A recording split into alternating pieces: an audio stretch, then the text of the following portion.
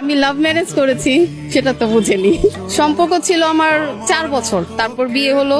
বিয়ের পর 16 বছর আলহামদুলিল্লাহ চলতেছে। সর্বপ্রথম অফারটা কি করেছে? তোর ভাইয়া বলেছে আমি তোমাকে ভালোবাসি।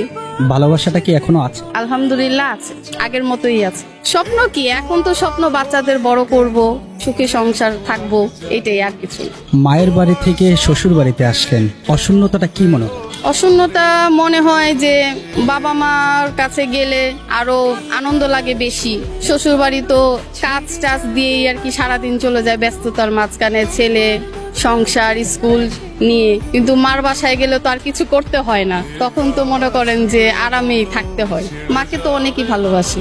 আমার প্রিয় মানুষ আমার হাজবেন্ড, কারণ সে আমাকে অনেক ভালোবাসে। তাকে ছাড়া আমার থাকা অসম্ভব ব্যাপার। বেঁচে থাকার যে চাহিদা আছে ওইটাই শেষ হয়ে যাবে, এতই ভালোবাসি ওনাকে। আমি অনেক ভালোবাসি, নিজের জীবনের থেকেও, নিজের ছেলে মেয়ের থেকে অনেক ভালোবাসি। হওয়া উচিত না, কিন্তু আমি ওনাকে অনেক বেশি ভালোবাসি।